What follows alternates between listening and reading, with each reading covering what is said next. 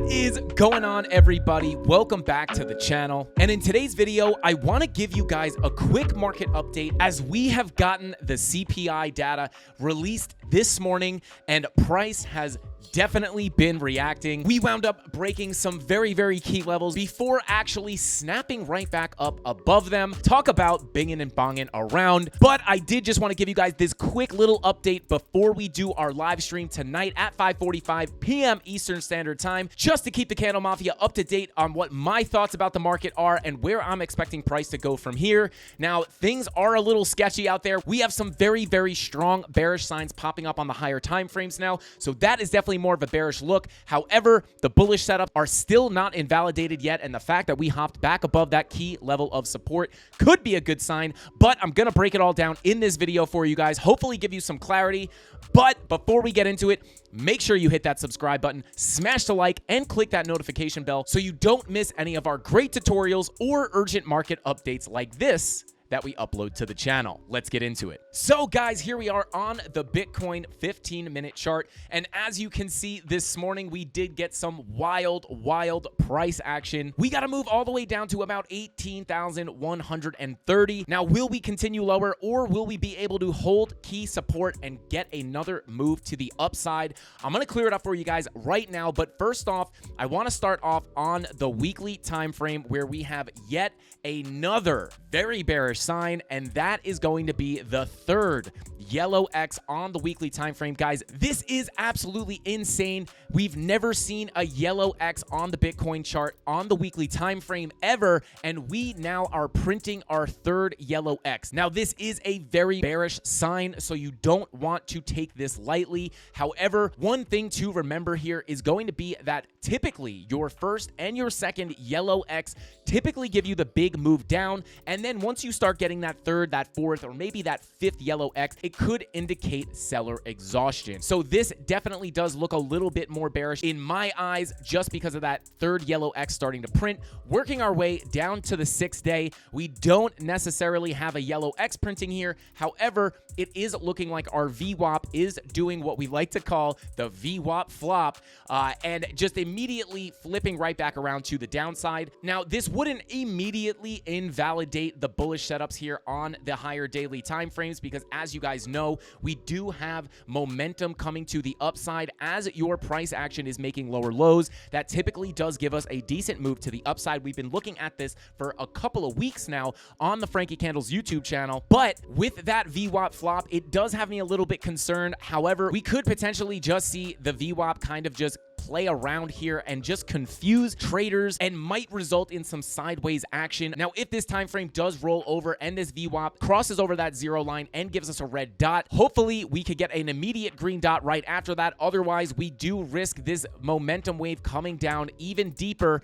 But I would say that the higher daily time frames would continue to set up in bullish formations here as long as this momentum wave does not come down and make a lower low from right here, right? As long as we can get this wave to come down and make a higher low, we could continue to see these momentum waves form up in some bullish patterns and start to point to the upside. But in the immediate short term, that VWAP coming down would be more of a bearish sign. Now, the bearish signals continue when you go over to the 5-day time frame with a third yellow X now printing on our 5-day as well.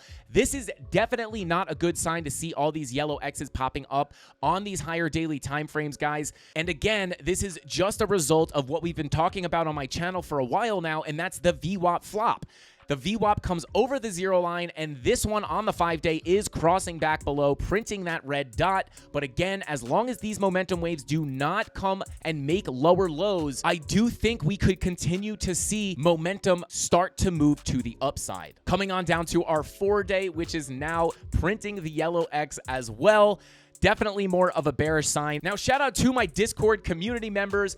Anybody in my free Discord, you will know we've been looking at these VWAP flops for days now. It had me a little bit concerned as these higher daily time frames were setting up in bullish formations.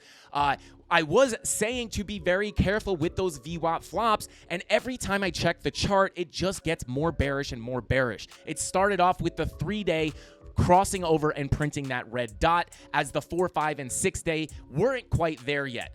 Then we wake up the next day, which was yesterday, and we get the red dot on the 4-day, accompanied by a yellow X, looking a little bit more bearish. And then I wake up this morning to come over to the 5-day, and now the 5-day is printing that red dot as well, accompanied by another yellow X, as well as the weekly printing that red dot with another yellow X. So granted, the higher daily timeframes, momentum-wise, do still look like they can point to the upside. I would be very, very, very careful with these yellow X's because on such a high time frame, these can play out in very, very bearish manners. Now, when we come down to the daily, we do have some interesting things on the chart here. We could potentially be setting up for a bullish divergence to form on the daily time frame with your momentum wave here and then your higher low right here. Now, it's a little too early to say. If we look at Market Cipher B, you can see that VWAP is starting to come back down, indicating we could come down a little bit more.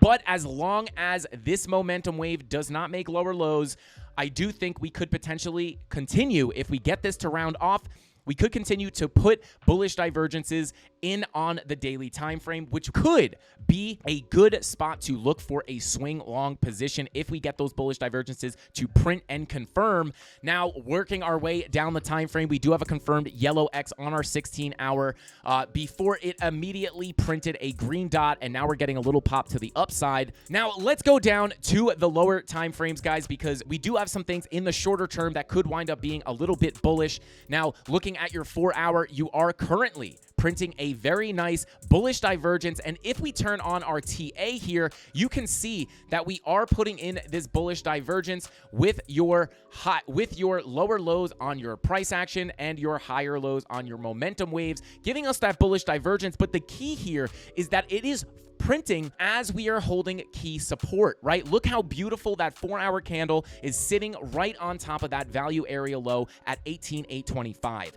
Now, obviously, we did lose this level this morning, and this is why I've been talking about it's not just losing the value area low that would make me expect lower prices, but it's decisively losing it, right? With multiple 4-hour candle closes below this level. So I was mentioning on my live stream that I wouldn't really be panicking until we lost this value area low and this spider line decisively with multiple higher time frame candles. But you can see we just got that 4-hour wick below the value area low and below that spider line before closing this candle beautifully on top of that key level of support with bullish divergence. Now, as we work our way down the time frames here, we're having a similar story being told on the 3-hour with a bullish divergence. Absolutely beautiful setup. Again, holding above that value area low and that spider line. Same thing on the 2-hour. You are getting that bull div. And shout out to the Discord. I did put this in the Discord right before we started getting that big pop to the upside. So shout out to anybody who saw that information and was able to take advantage of it in the free Discord. We have actually come up a bit here. So beautiful, beautiful bullish divergence on the 2-hour as well. Now, coming down to our lower time frames, kind of what I'm looking at here, guys, some key levels and just a trade idea here is I would love to see some bearish divergences forming on the lower time frames to get a move back down to this gold box and potentially catch some support and get a bigger move to the upside. Now, may have missed that opportunity with this bullish retest of the gold box right here. We broke above that value area low, tapped on the top of that gold box, and then this is where I was posting in the Discord, letting everybody know that that 2-hour bullish divergence was forming, and then we got that nice little rip to the upside. However, I don't know if we're going to get that move all the way back down to the value area low. Might have been a missed opportunity right there to get into that long position. But if we do continue to the upside, some of the key levels I am watching at about 19,600, as well as our point of control at about 19,771. That is this white line right here. And then we also have the bottom of the gold box coming in at about 19,700. Now, the thing that has me feeling bullish about these, the thing that made me take this bullish divergence on the 2-hour seriously, guys, goes back to the basic trading style of this channel, which is waiting for price to approach key levels and then looking for your bullish confirmations on your medium to low time frames, right? So we did start to hold above this spider line, which is key support, and then we started putting in bullish divergence as money flow is coming up, and we also had that on the 4-hour. You have the bullish divergence as you're holding above this value area low. And if you come all the way down to your lower time frames, you can see that 10-minute money flow crossing over into the green, your 12-minute getting very close to crossing over into the green, and your 15-minute getting very close to a money flow crossover. So what I would be looking at here, guys, if you're looking to get into a long position, is I would wait for a potential pullback here. I can't guarantee that we'll get it, but what I would keep an eye on is the lower time frame money flow, right? This 12-minute. If this 12-minute starts to cross over and you get that 4-hour bullish divergence to confirm, this could be a good indication that we are about to get a decent move to the upside. So again, watching that 12-minute money flow and even that 15-minute money flow, waiting for it to cross over into the green might be a good place to start looking to enter some long positions. And as you can see, that 15-minute money flow is starting to roll back to the downside, so maybe we get a little bit of a pullback before that money flow finally crosses over. We get a little retest, and then we get a big move to the upside. And again, if we are able to get a pullback to the top of this gold box or that value area low, it would be even more bullish in my opinion. I'd feel much more comfortable taking that long position if we can come down and retest these levels. So there is just a couple of things that I am watching, guys. Again, just in general, the fact we've seen this before, we've been talking about it on the channel for quite some time. Every time we lose this key value area low, we do get those big bounces back into the value area. You can see we lost it here, bearish retest, dump, came back in right here, breakdown, bearish retest on the spider line, came back down, snapped right back in, found support, came up. Broke down, found support on that spider line, broke back up, found support on that value area low, came back up, right? And same deal right here. We broke down, bearish retest, came back to the spider line, broke back above that value area low, found support, came back up. Now, let's fast forward to our current price action. What happened? We came down, bearish retest, we broke below the spider line, snapped back up, and this, again, might have been that missed opportunity where we caught support and will get that move back to the upside, but if we could get this to come back down, I would be looking for some long positions down at these levels before continuing back up to the upside. And again, those two key levels I'm watching to the upside would be 19,600 and this gold box / point of control between 19,771 and 19,700 even. Now, another reason why I would feel like we could potentially get a bigger move to the upside for Bitcoin would be the fact that we are getting blood diamonds printing on the DXY. You have it on the 1 hour confirmed, has actually played out a decent bit here. Then you have your 2 hour playing out a good bit here as well, but your money flow is coming out on that 2 hour pretty aggressively. If we can get that to continue coming out, it could make for a nice bounce on Bitcoin. Same deal on your 4 hour money flow is coming out, but it does look like we could be a little bottomed out here. And again, just in general, as those higher daily time frames on Bitcoin are looking bullish, as far as momentum goes, there is a little bit of a mixed signal there with the yellow X's being very strong bearish signs, but again, they're not confirmed. So if we can get a big move up, get those yellow X's to disappear, the higher time frame would still be in pretty decent shape. And the fact that we have massive bearish divergence on the weekly for the DXY would add to some of that bullish hopium for a big Bitcoin move. And I don't know if you guys can see the t-shirt. That's right. How could I finish this video without showing ETH? Let's go ahead and take a look here. Shout out to Crypto Billy for this Show ETH t-shirt. Maybe we'll just go ahead and add them to the merch store. Let me know in the comments down below if you guys would like the Show ETH t-shirt.